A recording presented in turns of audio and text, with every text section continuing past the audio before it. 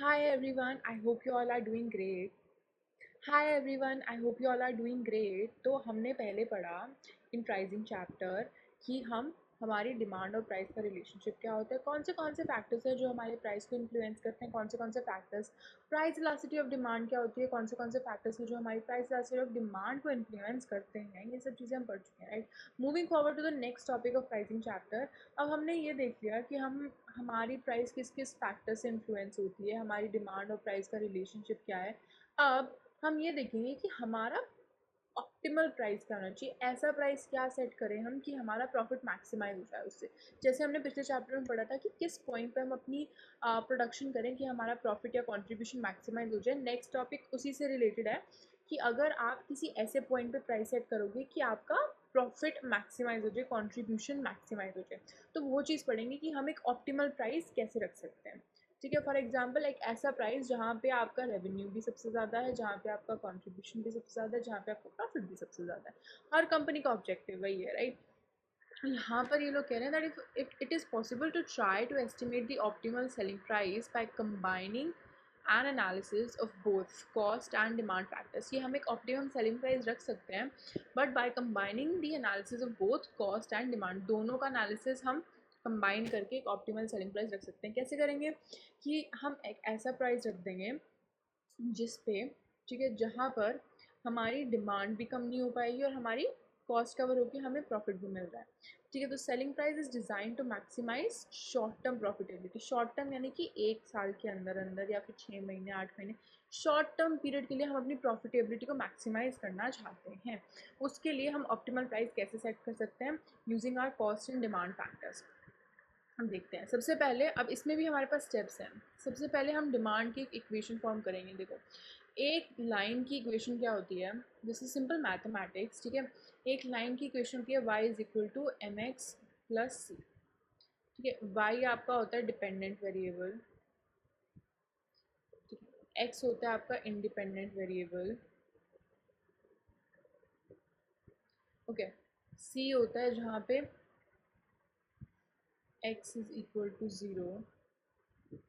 कि सी एक ऐसा पॉइंट जहाँ पे x is equal to zero, कि कहाँ पर c इज़ बेसिकली कि कहाँ पर ये पॉइंट, कि किस पॉइंट पे मेरा x ज़ीरो है और कर्व मेरा y को इंटरसेक्ट करता है। m is gradient.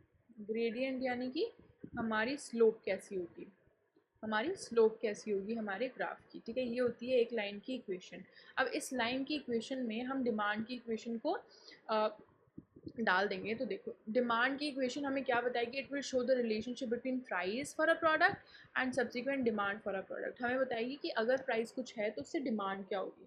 देखो, प्राइस के ऊपर डिमांड डिपेंडेंट है, प्राइस के ऊपर डिमांड डिपेंडेंट है ना।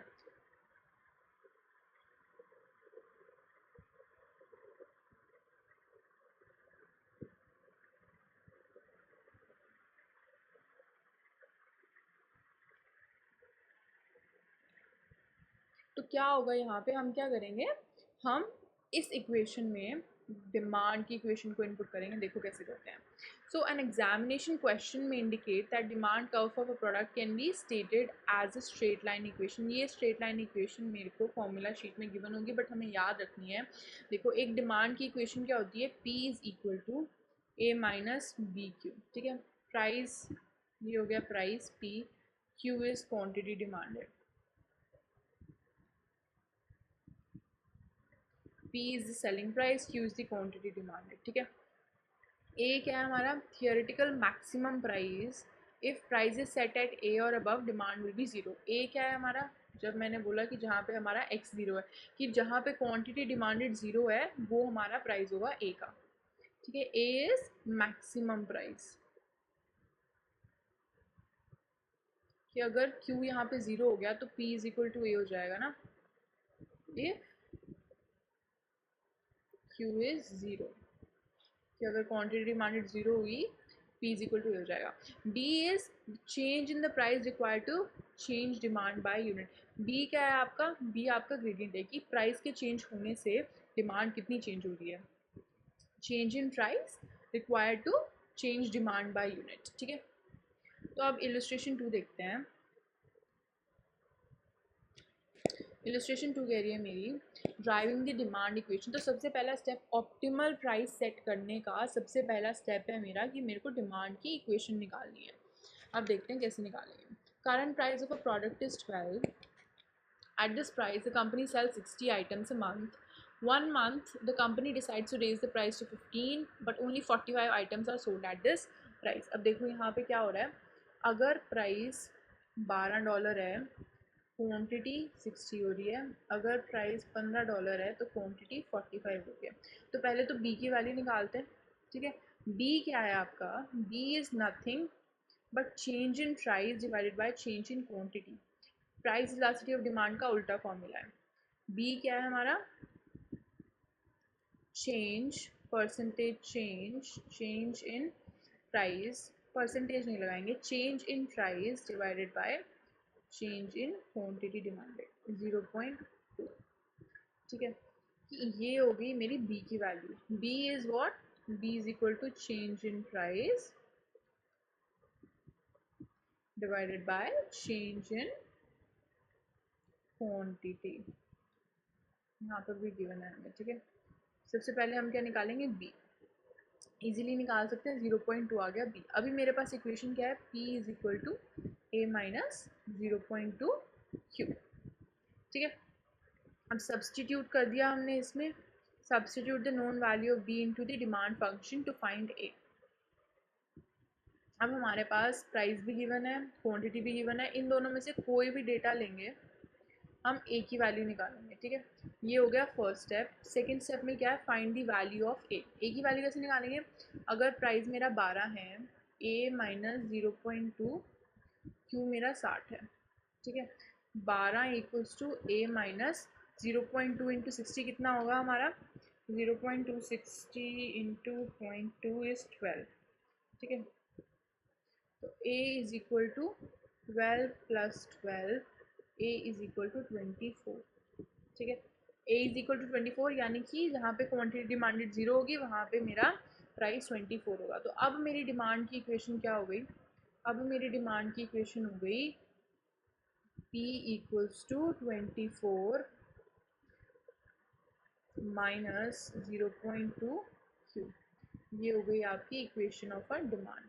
सबसे पहला काम है आपकी डिमांड की इक्वेशन निकालना। हमने इक्वेशन निकाल ली, ठीक है। और अब इसको हम चेक भी कर सकते हैं। चेक कैसे करेंगे, चेक कैसे करेंगे, इस इक्वेशन में हम क्या करते हैं, डिमांड डाल के देखते हैं। देखो P equals to 24 minus 0.2, Q is 45। P की वैल्यू क्या आनी चाहिए यहाँ पे, 24 minus 45 into 0.2 is 9। So 24 minus 9, P की वैल्यू आ गई 15, ठीक है। इक्वेशन को चेक करके देख सकते हैं कि हमारी इक्वेशन ठीक है कि नहीं है। तो ये तो हो गया। सबसे पहले हम क्या करेंगे, डिमांड की इक्वेशन निकालेंगे। डिमांड की इक्वेशन क्या है, B is equal to A minus B Q. B की वैल्यू कैसे निकालते हैं, change in price by change in quantity. B basically हमें ये बताता है कि हमारा स्लोप कैसे होगा ग्राफ पे, कि कितने प्राइस चेंज से कितनी क्वान्टिटी चेंज हो रही है, ठीक है। परसेंटेज नहीं लेना है, खाली चेंज लेना है। उसके बाद हम ए की वैल्यू निकालेंगे। ए की वैल्यू कैसे निकलेगी, आपको जो भी डेटा सेट गिवन है उसको अपनी इक्वेशन में पुट कर देंगे हम, है ना। अपनी इक्वेशन में पुट कर देंगे उस डेटा सेट को, और क्लियरली वहाँ से हमें वैल्यूज़ आ जाएंगी। ए की, पी की वैल्यू पुट कर देंगे, क्यू की वैल्यू पुट कर देंगे, बी की हम ऑलरेडी निकाल चुके हैं, ए की वैल्यू निकाल सकते हैं। अपनी इक्वेशन को चेक करने के लिए दूसरे डेटा सेट की वैल्यूज़ पुट करके देख लेंगे कि मेरी इक्वेशन ठीक है या नहीं है। लेट्स मूव फॉरवर्ड, आगे चलते हैं।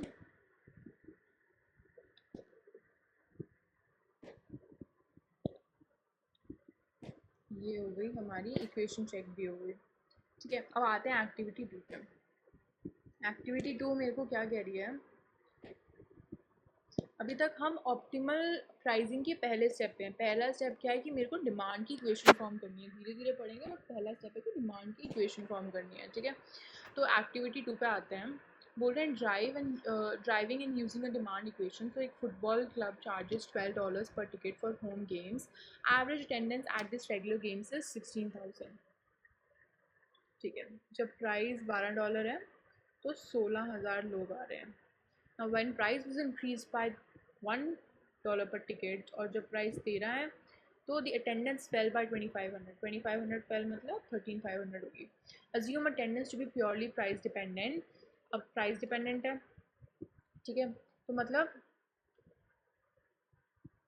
हम इसको डेटा सेट को यूज़ कर सकते हैं अपनी इक्वेशन निकालने के लिए, because the quantity demanded is dependent upon price. Now drive the equation and calculate the ticket price to ensure a house full with capacity being 25,000.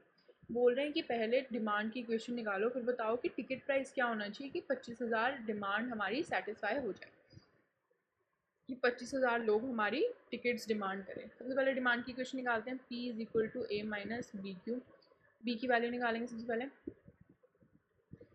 B is going to be change in price. Change in price is 1 divided by change in quantity demanded 2500. तो अगर एक को 2500 से divide करेंगे हम, मेरी value आएगी, इसको इक्वेशंस में ही लिख लेते हैं, एक को 2100 से डिवाइड करेंगे, ये होगी आपकी B की वैल्यू, ठीक है। अब नेक्स्ट आते हैं A की वैल्यू। अपने किसी भी डेटा सेट को, इसको या इसको पुट करो इक्वेशन में, A की वैल्यू निकालते हैं। A की वैल्यू, A की वैल्यू होगी हमारी, P क्या है 12, जब P 12 है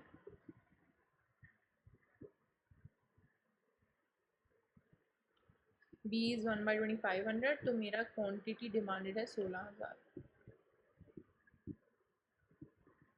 ठीक है। 160 डिवाइडेड बाय 25 इज 6.4, क्या होगा 12 equals to A minus 6.4। A की वैल्यू क्या होगी 12 plus 6.4, A is equal to 18.4। Cross check कर लेते हैं इक्वेशन एक बार, है ना। मेरी अब इक्वेशन हो गई P इक्वल्स टू 18.4 माइनस 1/2500 क्यू, ठीक है। P is equal to 18.4 minus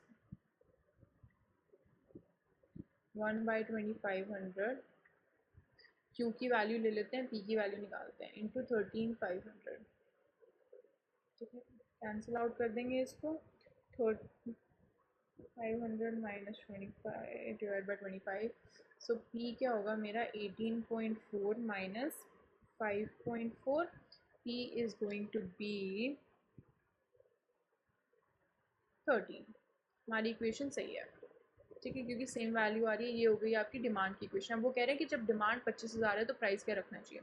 जब डिमांड 25,000 है, देखो अब यहाँ पे क्या हो रहा है, P equals to 18.4 minus 1/2500, quantity demanded हुई 25,000, ठीक है। कैंसिल आउट कर देंगे,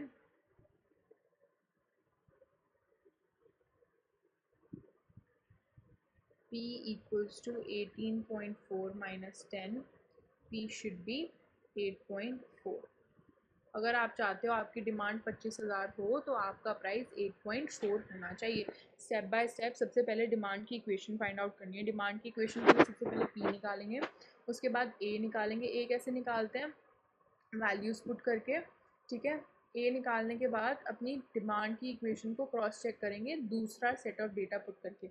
इस सेट ऑफ डेटा से मैंने इक्वेशन निकाली थी, इस सेट ऑफ डेटा को मैंने इनपुट करके अपनी इक्वेशन चेक कर लिया है। अब हमने क्या किया, वो कह रहे हैं कि आपकी अगर 25,000 डिमांड चाहते हो तो प्राइस का सेट करना चाहिए। तो मैंने अपनी डिमांड की इक्वेशन में 25,000 डाला, मुझे पता चल गया कि मेरा प्राइस क्या होना चाहिए। डिमांड की इक्वेशन का पर्पज़ क्या है कि आप ये देख सको कि आपको अगर एक पर्टिकुलर डिमांड चाहिए तो उसके लिए आपको क्या प्राइस सेट करना चाहिए, और अगर आप एक पर्टिकुलर प्राइस सेट कर रहे हो तो उसके लिए आपको कितनी डिमांड करनी, कितनी डिमांड आएगी उस पर आपकी, ठीक है। तो यहाँ पे मेरा आंसर क्या है 8.4, let's see, that is correct, ठीक है। ये तो हो गया कि हम डिमांड इक्वेशन से प्राइजेस एंड डिमांड कैसे निकाल सकते हैं। सबसे पहले डिमांड की इक्वेशन फॉर्म करेंगे, उससे हम किसी भी पॉइंट पे किसी भी प्राइस पे डिमांड निकाल सकते हैं और किसी भी डिमांड लेवल पे उसका एस्टिमेट टारगेट प्राइस निकाल सकते हैं, ठीक है। मूविंग फॉरवर्ड, अब आते हैं estimating marginal revenue. Estimating marginal revenue में हम क्या पढ़ेंगे? मार्जिनल क्या होता है? मार्जिनल मतलब एडिशनल, ठीक है। एडिशनल रेवेन्यू क्या होगा हमारा? तो ये लोग कह रहे हैं that it is worthwhile for a company to sell further units when the increase in revenue gained from the sale of next unit is greater than the cost of making it। अब यहाँ पर simple सी बात है कि आप एक additional unit कब बनाओगे? आप एक एडिशनल यूनिट तभी बनाओगे ना जब उससे पैसा हमें ज़्यादा आ रहा है उसके खर्चे से। सिंपल सी बात है, आप एक एडिशनल यूनिट तभी बनाओगे जब उससे आपको रेवेन्यू ज़्यादा जनरेट हो रहा है उसके खर्चों से, ताकि आप प्रॉफिट मेक कर सको ना। Otherwise what is the point of making that unit? आपको तो कुछ मिल ही नहीं रहा है ना। तो मार्जिनल रेवेन्यू मेरा क्या होगा? देखो, कोई भी चीज़ अगर हम मार्जिनल की बात करते हैं, मार्जिनल रेवेन्यू, मार्जिनल कॉस्ट, वो क्या होती है? एक एडिशनल यूनिट को बनाने का खर्चा है इस मार्जिनल कॉस्ट, एक एडिशनल यूनिट को बेचने से जो पैसे आएंगे वो मार्जिनल रेवेन्यू होता है, ठीक है। मार्जिनल रेवेन्यू ये लोग कह रहे हैं in terms of graphs, in terms of equations, marginal revenue is determined by demand curve and can be expressed as an equation that is similar to the demand equation that we have seen already। तो demand की equation हमने देखी थी, demand की equation से ही हमारे पास marginal revenue की equation आएगी। मार्जिनल रेवेन्यू की इक्वेशन में सिर्फ एक चीज़ चेंज हो रही है कि यहाँ पे 2BQ हो रहा है। Marginal revenue equals to A minus 2BQ, कि हम B को 2 से मल्टीप्लाई कर देंगे, बाकी सब सेम है, ठीक है। MR is the marginal revenue. Marginal revenue क्या है कि एक एडिशनल यूनिट को बेचने से कितना एडिशनल रेवेन्यू आएगा, ये हमारी इक्वेशन है। इस इक्वेशन के बेसिस पे हम ये निकाल सकते हैं कि अगर हम कुछ एडिशनल यूनिट बेचेंगे तो उससे हमें एडिशनल रेवेन्यू कितना जनरेट होगा। Q is again your quantity demanded, A is price at which your demand will be nil, simple सी बात है। B is change in price by change in quantity, जो हमने पहले पढ़ा था, ठीक है। अब यहाँ पर हमारी थ्योरी क्या कहती है? That in order to sell more the selling price will need to be reduced. Simple सी बात है, हम ऑलरेडी पढ़ चुके हैं the demand and price have inverse relation. Price और डिमांड का इन्वर्स रिलेशन है। तो अगर आपको अपना रेवेन्यू बढ़ाना है, in case of price elastic demand, अगर आपको अपना रेवेन्यू बढ़ाना है तो आपको क्या करना पड़ेगा? आपको प्राइसेस कम करने पड़ेंगे, राइट। तो इससे क्या होगा कि एक एडिशन यूनिट बेचने का प्राइस तो कम हो जाएगा ना। फॉर एग्जांपल, आप अभी 4 यूनिट्स बेच रहे हो, ठीक है, and the selling price at your charging is $20। आपको एक एडिशनल यूनिट बेचनी है तो $20 पे कोई ख़रीदने को तैयार नहीं है। आप उसको 18 करोगे तो आप 5 यूनिट्स बेच पाओगे। फिर मार्जिनल रेवेन्यू कितना है? एक यूनिट एडिशनल बेचने का कितना रेवेन्यू हो रहा है? $18 हो रहा है, ठीक है। So basically, as a result, the marginal revenue generated by selling another unit will continually fall as output rises। जैसे जैसे हमारी नंबर ऑफ, हमारी सेल्स वॉल्यूम बढ़ती रहेगी, वैसे वैसे एडिशनल रेवेन्यू कम होता रहेगा, ठीक है। क्यों कम होता रहेगा? मार्जिनल रेवेन्यू क्यों कम होता रहेगा? Because you need, if you want to sell higher volume, ये देखो सिंपल सी फिलॉसफी है कि अगर कोई भी बिजनेस ज़्यादा वॉल्यूम में चीज़ें बेचना चाहता है तो उसको प्राइस कम रखने पड़ेंगे, और अगर वो उससे भी ज़्यादा वॉल्यूम इंक्रीज़ करना चाहता है तो उसको और प्राइस कम करने पड़ेंगे। तो जितना ज़्यादा आप प्राइस कम करते रहोगे वॉल्यूम बढ़ाने के लिए, उतना ज़्यादा आपका मार्जिनल रेवेन्यू फॉल होता रहेगा, right. So there will come at a point जहाँ पे आपको कुछ एडिशनल बच ही नहीं रहा है। एडिशनल यूनिट्स बेचने पे आपकी कॉस्ट और आपकी मार्जिनल रेवेन्यू दोनों एक जैसे सेम पे हैं। अगर आप इससे कम करोगे तो you will be making a loss, ठीक है। So marginal revenue may not be the same as the price charge for all the units up to that demand level. As to increase volume supply may have to be reduced. Profit maximisation कहाँ होगी? हमने demand की equation पढ़ ली, हमने marginal revenue की equation पढ़ ली। अब ये लोग कह रहे हैं that as economic theory suggest the marginal revenue generated by selling another unit will continuously fall as the output rises. कि अगर अगर हमें मार्जिनल रेवेन्यू जनरेट हो रहा है एडिशनल यूनिट बेचने से, तो जितनी जितनी ज़्यादा हमारा आउटपुट बढ़ता रहेगा उतने से मेरा मार्जिनल रेवेन्यू कम होता रहेगा। So there will be at a point at which it is not worthy for cutting any price further because the revenue generated by selling another unit is below the marginal cost। marginal cost क्या हुई? additional cost of making that product। देखो, marginal cost होती है हमारी additional cost of making one unit, और marginal revenue होता है आपका एडिशनल रेवेन्यू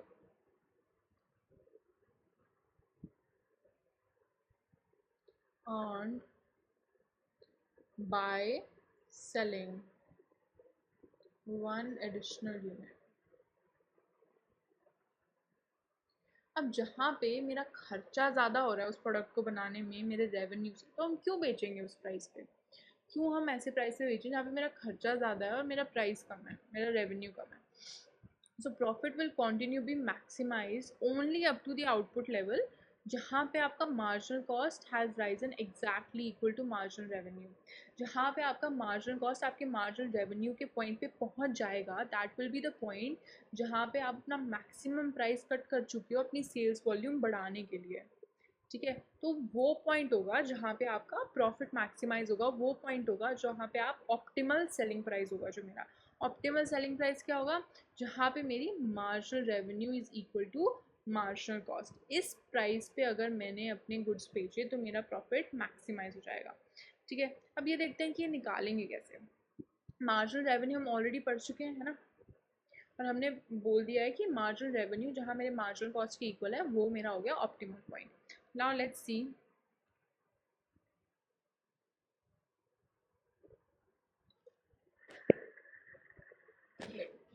स्टेप वन क्या है?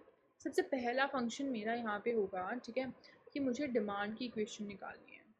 डिमांड की इक्वेशन निकल गई तो मार्जिनल रेवेन्यू की इक्वेशन भी आ जाएगी, बिकॉज मार्जिनल रेवेन्यू की equation is nothing but marginal revenue equals to A minus two B Q. सब सेम है, यहाँ पे टू चेंज हो रहा है। ठीक है, अब substitute the values for A and B in step one into M R फॉर्मूले and solve to find Q. ठीक है, हमको मार्जिनल रेवेन्यू पता होगा अगर, तो ए एंड बी हम ऑलरेडी निकाल चुके हैं, क्वांटिटी डिमांडेड निकाल सकते हैं, क्वांटिटी डिमांडेड पता है तो मार्जिनल रेवेन्यू निकाल सकते हैं। ठीक है, स्टेप फोर में क्या करेंगे? Take the quantity in step three, जो स्टेप थ्री में क्वांटिटी आई, and put it into the demand function to find the price to charge. देखो बेसिकली हमको क्या करना है, बेसिकली हमको ऑप्टिमल प्राइस निकालना है ना। ऑप्टिमल प्राइस निकालने के लिए इन्होंने बोला ऑप्टिमल प्राइस आपका होगा जहाँ पे marginal revenue is equal to marginal cost. जहाँ पे मेरी मार्जिनल रेवेन्यू है मेरे मार्जिनल कॉस्ट के same, is equal to marginal cost. ठीक है, ये हो गई आपकी ऑप्टिमल प्रोडक्शन, ऑप्टिमल प्राइस। ये क्या है मेरा? Optimal price.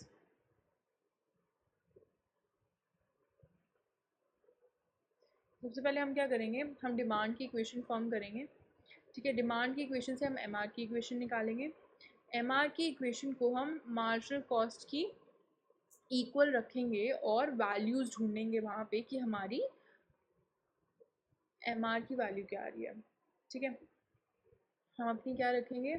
Make the M R equation given equal to the value of M C. M C की इक्वेशन गिवन होगी, अगर ऑप्टिमल प्राइस पे M R is equal to M C, तो M C की इक्वेशन भी same ही हो जाएगी हमारी, ए माइनस टू बी क्यू, है ना। अब हम क्या करेंगे? मार्जिनल रेवेन्यू से, मार्जिनल कॉस्ट से हमारे पास मार्जिनल रेवेन्यू आ जाएगा। फिर हम क्या करेंगे? जो भी मेरी इक्वेशन आएगी मार्जिनल रेवेन्यू की, उसमें वैल्यूज सब्सटीट्यूट करके क्यू की वैल्यू निकालेंगे। उस क्यू को हम डिमांड की इक्वेशन में पुट करके अपना प्राइस निकालेंगे, क्योंकि प्राइस तो डिमांड की इक्वेशन से ही आएगा ना। Let's see in illustration three. Illustration three में देखते हैं। ठीक है, इन्होंने बोला है A B company has used market research to determine that if a price of 250 is charge to product G, demand will be 12,000। क्या है? अगर प्राइस 250 है, demand, this is price, demand क्या है मेरी? 12,000। ठीक है, it has also been established that demand will rise or fall by 5 units for every one fall or rise in the selling price। अब बी कैसे निकालेंगे? बी क्या है? Change in price. अगर प्राइस $1 से चेंज हो रहा है तो मेरी क्वांटिटी डिमांडेड $5 से, 5 यूनिट से चेंज हो रही है, ये आएगी आपकी बी की वैल्यू। बी क्या है? Change in price by change in quantity. Price अगर 1 से चेंज हो रहा है तो क्वांटिटी मेरी 5 से चेंज हो रही है। ठीक है, तो बी की वैल्यू यहाँ पे हमारी आनी चाहिए। अगर हम इसको डेसिमल्स में लिखें, so that will be 1 divided by 5, 0.2। तो बी हो गया मेरा 0.2। ठीक है, the marginal cost of the product is given to me as 80। Demand की क्वेश्चन निकालते हैं पहले। देखो बी निकल गया, इन दोनों को पुट करके ए की वैल्यू भी निकाल सकते हैं। 250 का प्राइस है, equals to A minus 0.2। B कैसे? क्यू है मेरा 12,000। ठीक है, 250 equals to A minus 0.2 into 12,000, 2400। A is equal to 2400 plus 250 2650। तो A हो गया मेरा 2650। B की वैल्यू भी निकल गई, A की वैल्यू भी निकल गई। ठीक है, डिमांड की इक्वेशन देखते हैं। Demand equation is going to be P equals to 2650 minus 0.2 Q। ये हो गई आपकी डिमांड की इक्वेशन। मार्जिनल रेवेन्यू की इक्वेशन क्या होगी? Marginal revenue equals to 2650 minus 0.2 Q, 2 into 0.2 Q, है ना। 2 से मल्टीप्लाई करते हैं। Marginal revenue is equal to 2650 minus 2 into 0.2 क्या होगा? 0.4 Q। ये हो गई मार्जिनल रेवेन्यू की इक्वेशन। ठीक है, अब marginal revenue optimal production point कहाँ होगा मेरा? यहाँ पे marginal revenue is equal to marginal cost निकालते हैं यहाँ पे। ठीक है, marginal revenue is equal to marginal cost. तो मेरी यहाँ पर मार्जिनल कॉस्ट कितनी है? 80 है। अब यहाँ पे इक्वेशन फॉर्म कैसे करेंगे? 80 इक्वल्स टू 2650 माइनस 0.4 Q।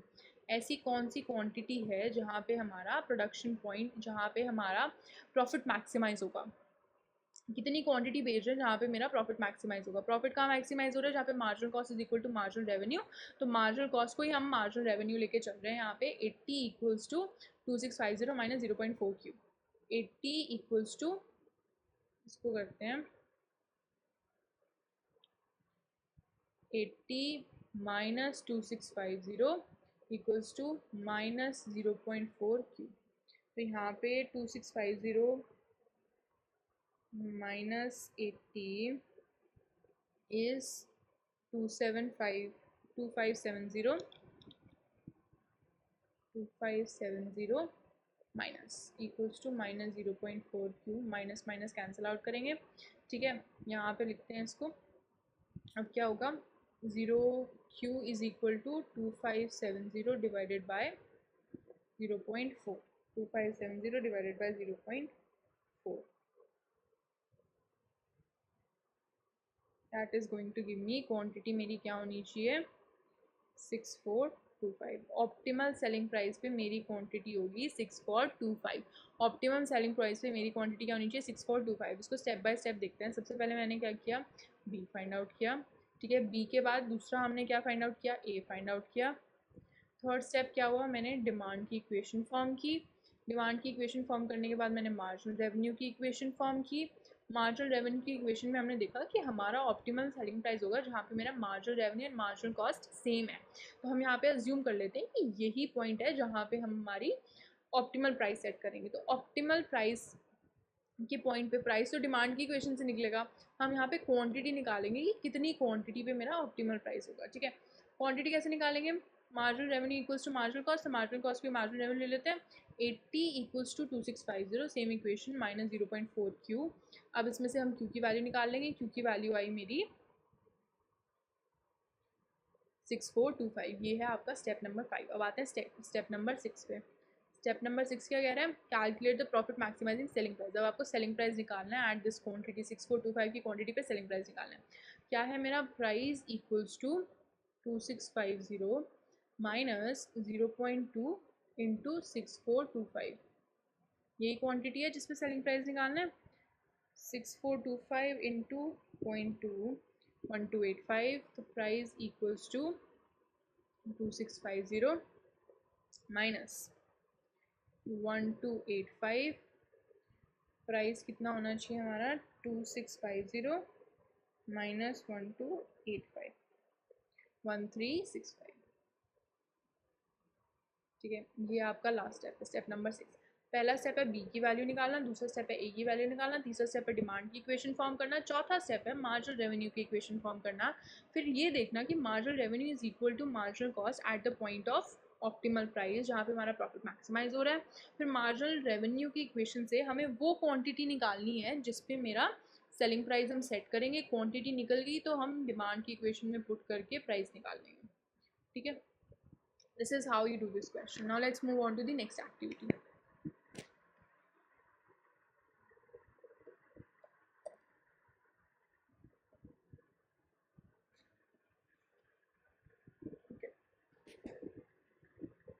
एक्टिविटी 3 पे आते हैं.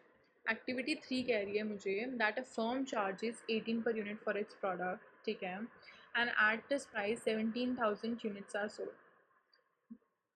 $18 के प्राइस पे 17,000 यूनिट्स बिक रही हैं. Research has shown that when prices were changed by 1 per unit, sales change bye 2,000 per unit. B कैसे निकालेंगे? Change in price divided by change in quantity. एक से प्राइस चेंज हो रहा है तो 2000 से क्वांटिटी चेंज हो रही है. The product has constant variable cost per unit of 5. Variable cost per unit है 5 हमारी. The demand equation is given by, ये डिमांड की इक्वेशन है, मार्जिनल रेवेन्यू की इक्वेशन है, हमें ऑलरेडी पता है. ये पूछ रहे हैं determine the price to be charge to maximise profit. तो बी की वैल्यू पता है हमें, ठीक है. डिमांड की इक्वेशन में डाल के ए की वैल्यू निकालते हैं. ये मेरा डेटा सेट है, राइट. डिमांड की इक्वेशन क्या है मेरी? P equals to A minus B Q. B की वैल्यू पता है, पी की वैल्यू पता है, क्यू की वैल्यू पता है, ए की वैल्यू निकालते हैं. P इज़ 18 इक्वल्स टू ए हमें निकालना है, B is 1/2000 and multiplied with 17,000. Okay, इसको सॉल्व करते हैं पहले. 17,000 डिवाइडेड बाय 2,000, वो हो गया आपका 8.5. So 18 equals to A minus 8.5. Okay, so A is equal to 18 plus 8.5. 18 plus 8.5 is going to give me 18.5 plus 8 हो गया हमारा. ए की वैल्यू आ गई यहाँ पे 26.5. ठीक है, ए की वैल्यू आ गई 26.5. ग्रेट, ए की वैल्यू आ गई 26.5. अब मेरी डिमांड की इक्वेशन हो गई P equals to 26.5 minus 1/2000 Q. This is step 1, step 2, step 3. Step 4 is marginal revenue equation, which is going to be A, which is 26.5 minus 2 into 1/2000 into Q. 2 cancel out. So the equation is going to be MR equals to 26.5 minus 1/1000 Q. अब ये लोग बोल रहे हैं यहाँ पे that a product has a constant variable cost of $5 per unit. कि मतलब जब भी आप एक एडिशनल यूनिट बनाओगे तो उसमें $5 का एडिशनल खर्चा आएगा. कि जब भी हम एडिशनल यूनिट बनाएंगे हमारा $5 का एडिशनल खर्चा आएगा. सी, वेरिएबल कॉस्ट हमारी वो कॉस्ट होती है जो हमारी प्रोडक्शन के हिसाब से बढ़ती है या कम होती है, राइट. फिक्स कॉस्ट तो सेम ही रहती है. तो हमने अभी पढ़ा था कि मार्जिनल कॉस्ट क्या हुई. Marginal cost is nothing but कि एक एडिशनल यूनिट बनाना है तो उसकी कॉस्ट कितनी होगी. If you want to make one additional unit तो उसकी कॉस्ट कितनी होगी. तो यहाँ पे उसकी कॉस्ट कितनी होगी? $5. कि अगर मेरे को और एडिशनल प्रोडक्ट बनाना है तो उसकी कॉस्ट क्या हुई. तो मेरी मार्जिनल कॉस्ट हुई यहाँ पे $5. ठीक है. अब हमने पढ़ा था कि मेरा ऑप्टिमल सेलिंग प्राइस क्या होगा जहाँ पे marginal revenue is equal to marginal cost. क्या है जहाँ पे? Marginal revenue is equal to marginal cost. Marginal revenue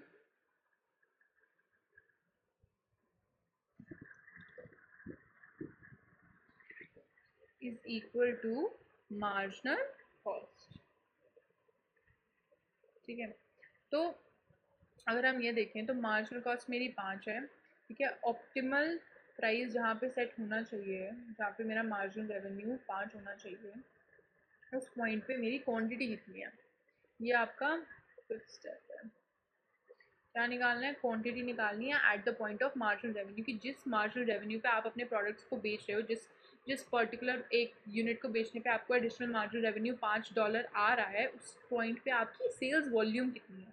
ये quantity nothing but sales volume at the point of $5 marginal revenue. कैसे निकालेंगे? 5 is equal to 26.5 minus 1/1000 Q.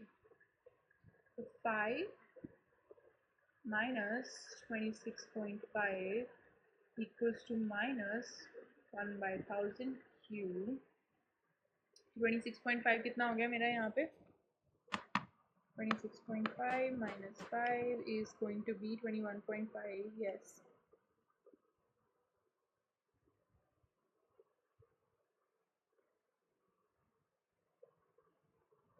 Doing it here. ऊपर करते हैं, यहाँ पे सॉल्व करते हैं इसको, ठीक है. तो अब क्या हुआ? Q is going to be minus minus cancel out कर देंगे हम 21.5 इंटू 1000. ओके, वहाँ पे डिवाइड था, यहाँ पे आके मल्टीप्लाई हो जाएगा. So 21.5 into 1000 is going to be 21,500. जहाँ पे आपको मार्जिनल रेवेन्यू $5 आ रहा है एक एडिशनल यूनिट बेचने से, वहाँ पे मेरी सेल्स वॉल्यूम है 21,500. अब हमें ये देखना है कि 21,500 पे हम प्राइस क्या चार्ज करें. उसके लिए हम इस क्वांटिटी को डिमांड की इक्वेशन में पुट करेंगे, ठीक है. 6 स्टेप क्या है? प्राइस निकालने का. प्राइस कैसे निकालेंगे? Price is equal to 26.5 minus 1/2000 into 21,500. Cancel out.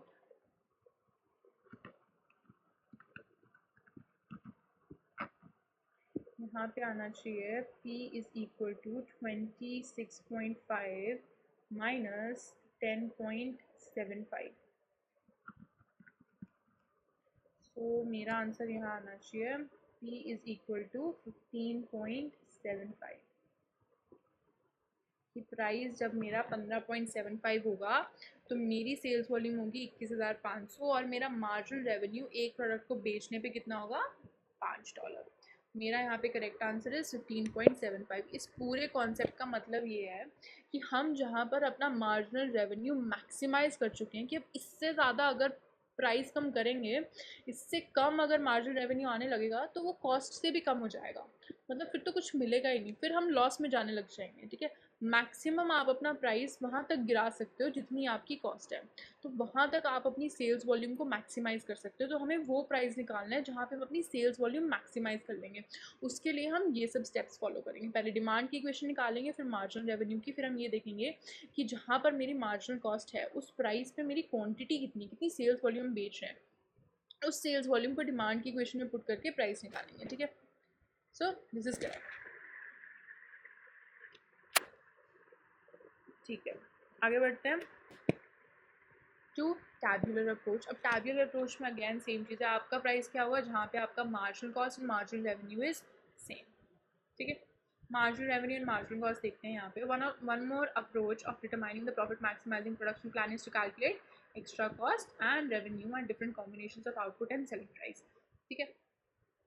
Total cost given है, मार्जिनल कॉस्ट गिवन है, सेलिंग प्राइस गिवन है, टोटल रेवेन्यू गिवन है, मार्जिनल रेवेन्यू गिवन है, and profit is also given. हमें क्या बताना है? Complete the table to determine the selling price per unit that will maximise profit. हमें इस टेबल को कंप्लीट करना है. Let's do it. ठीक है, सबसे पहले मार्जिनल कॉस्ट को कंप्लीट करते हैं. Marginal cost is nothing but additional cost of making the product. तो यहाँ पे 10 एडिशनल यूनिट को बनाने के लिए मेरी एडिशनल कॉस्ट कितनी आ रही है? 70 से 100 हो गई तो 30 हो गई एडिशनल कॉस्ट. यहाँ पे 35 हो गई. तो देखो एडिशनल यूनिट्स को बनाने में कॉस्ट इंक्रीज हो रही है, वेराज मार्जिनल रेवेन्यू कम होता जाएगा. सेलिंग प्राइस, टोटल रेवेन्यू, ठीक है. हम यहाँ पे कितनी यूनिट्स बना रहे हैं? 30 यूनिट्स बना रहे हैं. 4 की सेलिंग प्राइस से बेच रहे हैं, 120 हो गया. 40 यूनिट्स बना रहे हैं, 3.5 की सेलिंग प्राइस से बेच रहे हैं. 40 इंटू 3.5 इज़ 140. मेरा यहाँ पे टोटल रेवेन्यू हो गया 140. फिर $3 पर यूनिट बेच रहे हैं और 50 यूनिट्स बना रहे हैं, 150 हो गया. एंड 2.5 का सेलिंग प्राइस है और 60 यूनिट्स बना रहे हैं, ठीक है, और बेच रहे हैं. 150 का ही सेलिंग प्राइस हो गया, 150 का रेवेन्यू होगा. मार्जिनल रेवेन्यू, एडिशनल रेवेन्यू कितना आ रहा है? 10 यूनिट बढ़ा रहे हैं तो यहाँ पे एडिशनल रेवेन्यू मेरा आ रहा है 30 का. 10 यूनिट और बढ़ा रहे हैं तो मेरा एडिशनल रेवेन्यू जो आ रहा है that is 20, then it's 10 and then it's 0. Profit भी निकालते हैं. Profit is what? Total cost minus total revenue. Profit क्या है मेरा? Total cost minus total revenue. Total cost है 10, टोटल रेवेन्यू है 50 तो 40 का प्रॉफिट हो गया। टोटल कॉस्ट है 25, टोटल रेवेन्यू है 90, 65 का प्रॉफिट हो गया। टोटल कॉस्ट है 45, टोटल रेवेन्यू है 120, 120 माइनस 45, 75। टोटल कॉस्ट है हमारी 70 और यहाँ पे है 140, तो 70 का प्रॉफिट हो गया। टोटल कॉस्ट है 100 एंड रेवेन्यू है 150, तो 50 का प्रॉफिट हो गया। फिर आपकी रेवेन्यू है 150 और कॉस्ट है 135, तो मेरा जो प्रॉफिट हो गया that is going to be $15। ये कर ली हमने टेबल। तो अब देखते हैं कि हमारा ऑप्टिमल सेलिंग प्राइस पॉइंट क्या होना चाहिए। बेसिकली ऐसा पॉइंट जहाँ पे हम अपनी मार्जिनल रेवेन्यू को इतना कम कर चुके हैं कि वो हमारे कॉस्ट के पास आ गया। ठीक है, देखो मार्जिनल कॉस्ट 10 है, मार्जिनल कॉस्ट 10 है, तो आपका जो टोटल रेवेन्यू मार्जिनल रेवेन्यू है वो 50 है। स्टिल और कम करेंगे, मार्जिनल कॉस्ट 15 है, मार्जिनल रेवेन्यू 40 है। मार्जिनल कॉस्ट 20 है, मार्जिनल रेवेन्यू 30 है। अब इससे कम देखो, अब इसके बाद क्या हो रहा है, अभी तक तो क्या हो रहा है, marginal revenue is greater than marginal cost. जहाँ पर जहाँ पर आपकी मार्जिनल कॉस्ट मार्जिनल रेवेन्यू से ज़्यादा होगी वहाँ पे आप लॉस करना चालू हो गए। तो नेक्स्ट में क्या हो रहा है, मार्जिनल रेवेन्यू से ज़्यादा है मेरी मार्जिनल कॉस्ट, तो ऐसे पॉइंट पे तो प्रोडक्ट बेचने का फ़ायदा ही नहीं है। ऑप्टिमल सेलिंग पॉइंट हम सेट करेंगे जहाँ पर हम अपने मार्जिनल रेवेन्यू को, अपने सेलिंग प्राइस को इतना कम कर चुके हैं कि मेरा मार्जिनल रेवेन्यू ऑलमोस्ट मेरी मार्जिनल कॉस्ट के पास आ गया। मार्जिनल कॉस्ट से कम नहीं होना चाहिए। अगर कम हो जाएगा तो it means that you are selling your products at loss. तो ऑप्टिमल सेलिंग पॉइंट यहाँ पे होना चाहिए $4। ठीक है, ये चीज़ याद रखनी है, टैबुलर अप्रोच में कभी भी आपका मार्जिनल कॉस्ट अपने मार्जिनल रेवेन्यू से कम नहीं होना चाहिए, वो आपका ऑप्टिमल सेलिंग पॉइंट हो ही नहीं सकता। जहाँ पे आप अपने मार्जिनल रेवेन्यू को मिनिमाइज कर चुके हो up to a point of marginal cost, ठीक है, तो वो आपका ऑप्टिमल सेलिंग पॉइंट होगा। अब यहाँ पे द थिंग इज दैट हमें आउटपुट गिवन है इन द मल्टीपल्स ऑफ 10। ठीक है, अगर 5 में होता तो maybe we could find a proper match. ठीक है, तो ये चीज़ हमारी इक्वेशन सॉल्व करती है, इसलिए हम डिमांड एंड मार्जिनल रेवेन्यू की इक्वेशन यूज़ करते हैं। Let's see the answer. Correct है। ठीक है, देखते हैं। सेम चीज़ है, इन्होंने इक्वेशन बनाई है, इन्होंने बोला था profit is maximise at an output level of 30 with the selling price of $4, the selling price of $4 per unit, क्योंकि उसके नीचे जाएंगे तो marginal cost is greater than marginal revenue which means that we are at a loss. उस point पे selling price set करने का कोई फायदा नहीं है। अब ये लोग कह रहे हैं tabular approach assumes that only discrete variable exist, i.e. that is either 30 or 40 units can be sold, not 35। ये हमारी इक्वेशन सॉल्व कर देती हैं इस प्रॉब्लम को। अब आते हैं decision to increase production and sales, कि अगर हमें अपनी प्रोडक्शन एंड सेल्स बढ़ानी है तो उसके लिए हमें क्या करना चाहिए। ठीक है, ये लोग बोल रहे हैं if you are required to evaluate a decision to increase production and sales level, you will need to consider incremental cost and incremental revenues. कि अगर आपको अपनी प्रोडक्शन और सेल्स बढ़ानी है तो उसके लिए हमें ये भी देखना पड़ेगा ना कि एडिशनल खर्चा कितना होगा, उससे हमारे पास एडिशनल रेवेन्यू कितना आएगा, बिजनेस को क्या फ़ायदा है उस चीज़ से। So there are difference these are difference between cost and revenues for corresponding items under each alternative being considered। incremental क्या मतलब, क्या एडिशनल, कि अगर आप पर्टिकुलर क्वांटिटी से अपनी सेल्स बढ़ाना चाहते हो तो उससे एडिशनल खर्चा कितना होगा, एडिशनल रेवेन्यू कितना होगा टोटल में। मार्जिनल जो होता है वो एक यूनिट के लिए होता है, मार्जिनल कॉस्ट मार्जिनल रेवेन्यू एक यूनिट के लिए होता है। Incremental cost and incremental revenue total cost और टोटल रेवेन्यू कितना इंक्रीज होगा, बाय कितने से इंक्रीज होगा अगर हम एडिशनल यूनिट्स बनाना चाहते हैं। इलस्ट्रेशन 4 से देखते हैं। ओके, इलस्ट्रेशन 4 कह रही है दैट हमें ये बताना है कि हमें अपनी प्रोडक्शन इंक्रीज करनी चाहिए या नहीं करनी चाहिए। ठीक है, तो George manufactures a product which uses two type of material, material A and B. ठीक है, दो मटेरियल हम यूज़ कर रहे हैं, material A and material B. Sell each unit of production sales, हमारे प्रोडक्ट का सेलिंग प्राइस है at the moment $10 per unit. Now, trader has expressed interest in buying 5,000 units. एक local trader को 5,000 extra units चाहिए. Additional units bought and sold 5,000. but is only prepared to pay 9 per unit. Okay, price prepared to pay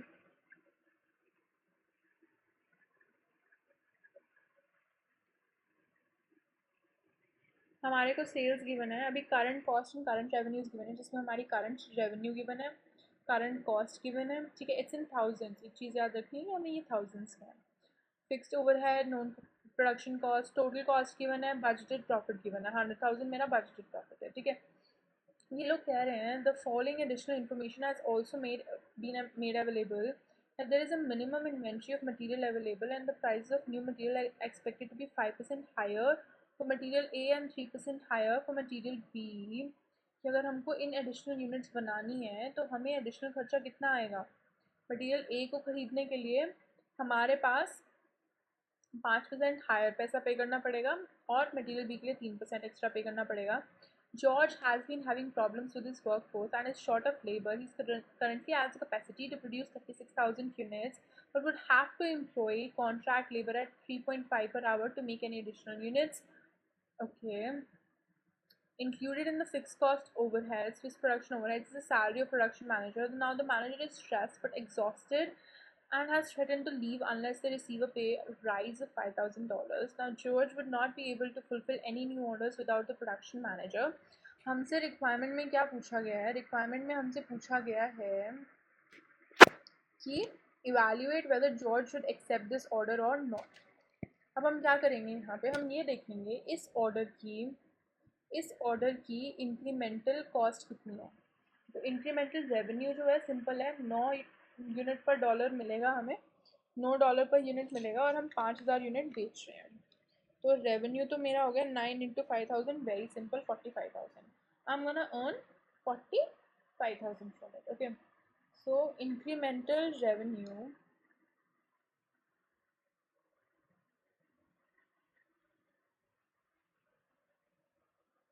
clearly आपका हो गया $45,000। अब next step क्या है, आपको निकालनी है इंक्रीमेंटल कॉस्ट, ठीक है। अब 1 यूनिट बनाने के लिए 1 kg मटेरियल ए का चाहिए, 1 लीटर मटेरियल बी का चाहिए, 1 घंटा चाहिए लेबर का, ठीक है। तो अगर यहाँ पर 1 kg पर यूनिट है तो यहाँ पर हम निकाल लेते हैं प्राइस 25,000।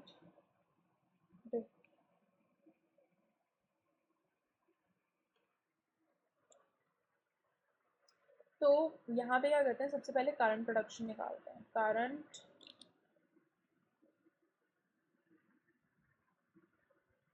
प्रोडक्शन।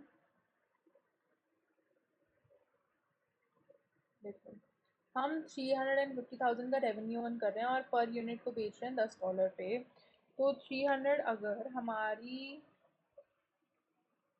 $10 पे 1 यूनिट बिकती है, $350,000 पे कितनी यूनिट्स बिकेंगी, cross multiplication simple as that, 350,000 divided by 10। तो हम अभी करंट प्रोडक्शन मेरा है 35,000 यूनिट्स का, ठीक है। और 35,000 यूनिट्स के लिए मेरी मटेरियल ए की कॉस्ट है 25,000। एक यूनिट के लिए मटेरियल की कॉस्ट कितनी हुई,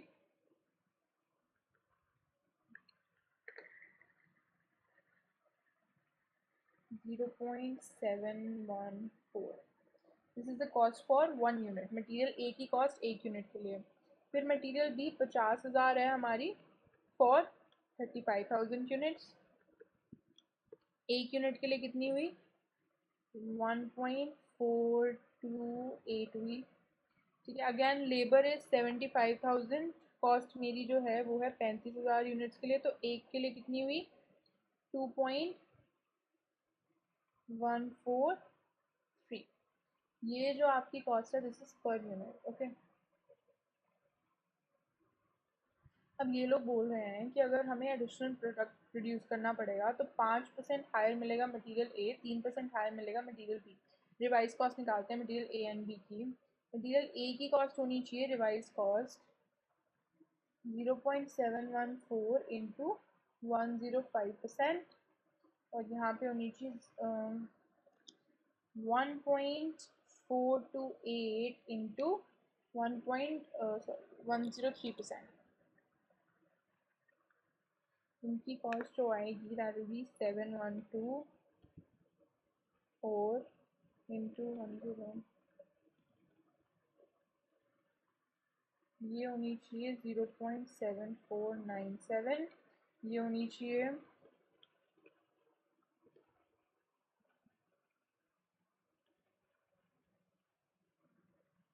1.471।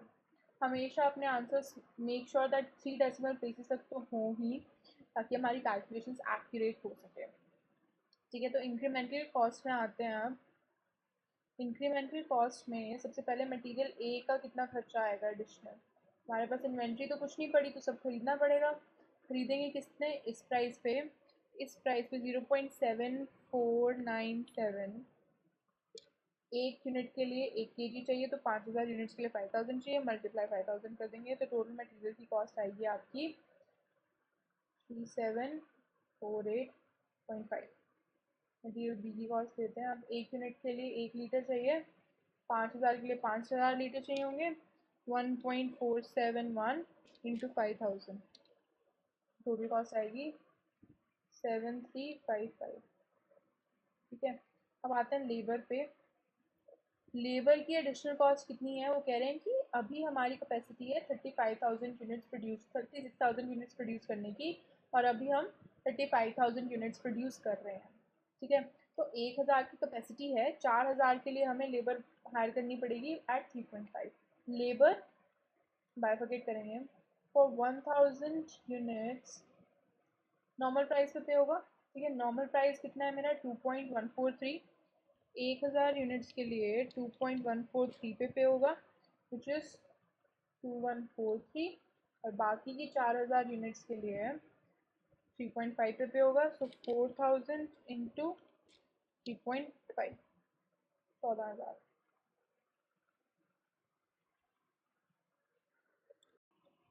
मटेरियल ए का कॉस्ट हो गया, मटेरियल बी का कॉस्ट हो गया, लेबर का कॉस्ट हो गया। अब एडिशनल में फिक्स्ड ओवरहेड्स हम एडिशनल नहीं लेंगे, क्योंकि फिक्स्ड ओवरहेड्स इरिस्पेक्टिव आप कितना भी प्रोड्यूस करो सेम रहेंगे, वो 5000 एडिशनल यूनिट्स बनाने से चेंज नहीं हुआ। ठीक है, नॉन प्रोडक्शन कॉस्ट सेम रहेगी, प्रोडक्शन बढ़ रही है उससे कोई इफेक्ट नहीं आएगा। एक और चीज़ है कि हमारे प्रोडक्शन मैनेजर को फिक्स्ड ओवरहेड्स में प्रोडक्शन मैनेजर की सैलरी है, जिसमें 5000 हमें एक्स्ट्रा करना पड़ेगा। यहाँ पे लिख देते हैं प्रोडक्शन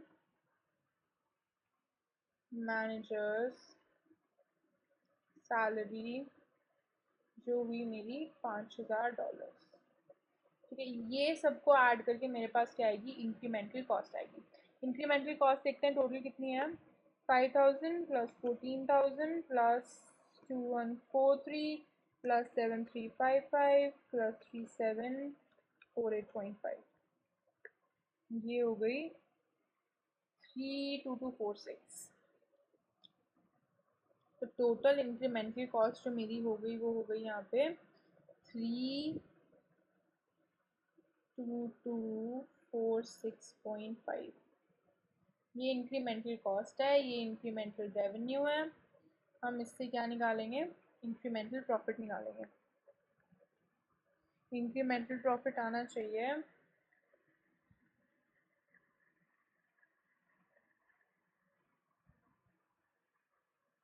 12753.5। ठीक है, 12753.5, 12753.5 इज योर इंक्रीमेंटल प्रॉफिट।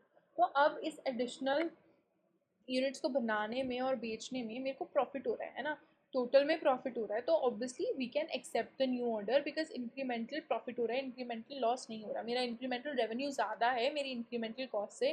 तो इस सिनारियो में आपको क्या करना है, आपको सिर्फ ये देखना है कि एक एडिशनल ऑर्डर लेने का एडिशनल खर्चा क्या है। फिक्स कॉस्ट तो सेम ही रहेगी, एडिशनल खर्चा क्या है, एडिशनल खर्चा क्या होगा, जो आप मटेरियल के लिए पे करोगे, लेबर के लिए पे करोगे, ठीक है, सुपरवाइज़र की सैलरी जो आप एडिशनल पे करोगे, प्रोडक्शन मैनेजर की, वो सब इंक्रीमेंटल खर्चा है हमारा। ठीक है, उसके बेसिस पे हम क्या करेंगे, इंक्रीमेंटल रेवेन्यू निकालेंगे, इंक्रीमेंटल कॉस्ट निकालेंगे, इंक्रीमेंटल प्रॉफिट निकालेंगे, फिर बताएंगे कि इंक्रीमेंटल प्रॉफिट आ रहा है तो हाँ एक्सेप्ट करना चाहिए, नहीं आ रहा है तो एक्सेप्ट नहीं करना चाहिए।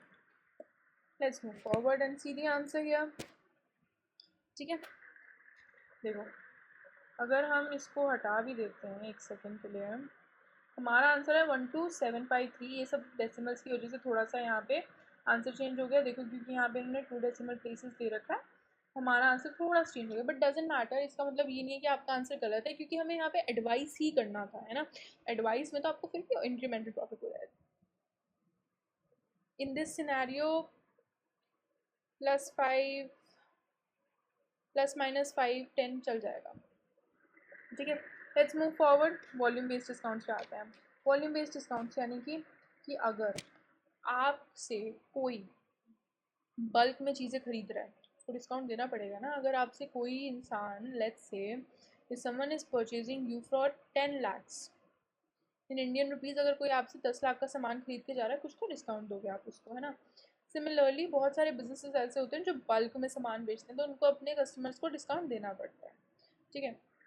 वो हो गए आपके वॉल्यूम बेस्ड डिस्काउंट। इसको हम ट्रेड डिस्काउंट भी कहते हैं अकाउंटिंग की लैंग्वेज में, फाइनेंशियल रिपोर्टिंग की लैंग्वेज में हम इसकी बात अगर करें परफॉर्मेंस मैनेजमेंट में या कॉस्ट अकाउंटिंग में, तो हम इसको वॉल्यूम बेस्ड डिस्काउंट बोलेंगे, ठीक है। ट्रेड डिस्काउंट बोलते हैं हम अपनी फाइनेंशियल अकाउंटिंग में। So an organisation may wish to consider offering a volume based discount to customers who purchase above a certain quantity. The intention may be that by offering the sales price discount, customers will buy more of a product. अगर आपको अपनी sales encourage करनी है, sales volume encourage करनी है, तो आप discounts दोगे। Now to decide whether a volume based discount on selling price is financially worthwhile, a calculation is needed. और हमें देखना भी तो पड़ेगा ना कि क्या जो डिस्काउंट हम दे रहे हैं दैट इज़ वर्थवाइल और नॉट, कि मेरे को ही तो नुकसान नहीं हो रहा वो डिस्काउंट देने से। तो उसके लिए हम क्या करेंगे, by reducing the selling price with a volume based discount and reducing the price from P1 to P2, sales volume may be expected to increase from Q1 to Q2। Basically ये लोग कह रहे हैं कि अगर आपके वॉल्यूम से आपका प्राइस कम हो जाता है तो आपकी डिमांड बढ़ जाएगी। assume that variable cost of sale is $, variable cost dollars per unit, and fixed cost will be unaffected by a change in sale. Fixed cost will be unaffected, variable cost constant रहेगी, price कम होगा volume discount से तो quantity बढ़ जाएगी।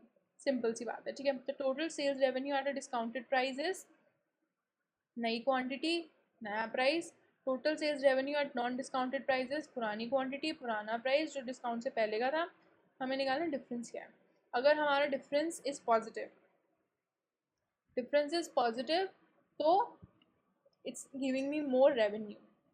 फिर हम निकालेंगे कि कॉस्ट कितना इंक्रीज हो रहा है, कि डिस्काउंट देने से रेवेन्यू कितना इंक्रीज हो रहा है, फिर कॉस्ट कितना इंक्रीज है। कॉस्ट कैसे होगा, क्वांटिटी 2 माइनस क्वांटिटी 1 की जो इंक्रीज क्वांटिटी है, रिवाइज क्वांटिटी, पहले वाली क्वांटिटी से वेरिएबल कॉस्ट को मल्टीप्लाई कर देंगे कि हमारी एडिशनल खर्चा कितना हो रहा है। प्रॉफिट निकालेंगे, फिर increase in sales revenue minus increase in cost will give me additional profit. Simple सी बात है। अगर हमें ये निकालना है कि प्रॉफिट कितना इंक्रीज हुआ, तो हम ये देखेंगे कि रेवेन्यू कितना इंक्रीज हुआ, उसमें से माइनस कर देंगे कॉस्ट कितनी इंक्रीज हुई, प्रॉफिट कितना इंक्रीज हुआ, आ जाएगा हमारे पास, right. For example let's say For example, suppose that a company sells a product at $10 per unit. Now the unit variable cost is 4. The sales manager believes that by offering a cash discount of 5%, 5% 4 का कितना हुआ, 4 का 5 variable cost, 4 का नहीं 10 का, 10 का 5% is going to B 0.5। तो मतलब क्या है यहाँ पे कि अगर हम 10 की जगह 9.5 पे अपना प्रोडक्ट बेचें, वेरिएबल कॉस्ट मेरी 4 है, सेल्स मैनेजर बिलीव, ठीक है, अगर हम 5% का डिस्काउंट देंगे तो मेरी जो बाइंग है वो एटलीस्ट 5000 यूनिट से ईयर से इंक्रीज हो जाएगी। The customer will increase purchases, please अगर 5% का डिस्काउंट दें for every 5000 units purchase in a year, the customer will increase purchases from the current level of 4000 to 5000 units per year. वो कह रहे हैं कि अगर हम 5000 यूनिट पे 5%, हर 5000 यूनिट खरीदने पे 5% का डिस्काउंट दे तो हमारे कस्टमर की एवरेज यूनिट्स 4000 से बढ़ के 5000 हो जाएंगी, ठीक है। तो उससे क्या होगा, हम ये निकालेंगे कि हमारा इंक्रीज इन रेवेन्यू कितना है। इंक्रीज इन रेवेन्यू यानी कि पहले रेवेन्यू कितना था, अब रेवेन्यू कितना है। पहले रेवेन्यू हमारा था 10 इंटू 4000, अब मेरा रेवेन्यू है 9.5 इंटू 5000, ठीक है। इससे पता चलेगा कि आपका रेवेन्यू कितना इंक्रीज हुआ, सेल्स मेरी कितनी, कॉस्ट मेरी कितनी इंक्रीज हुई, एडिशनल यूनिट्स 1000 बनानी है, 5 पर डॉलर मेरी, 4 पर डॉलर मेरी वेरिएबल कॉस्ट है, तो 4000 मेरी कॉस्ट हो गई। टोटल प्रॉफिट इंक्रीज हुआ है 3500 का, ठीक है।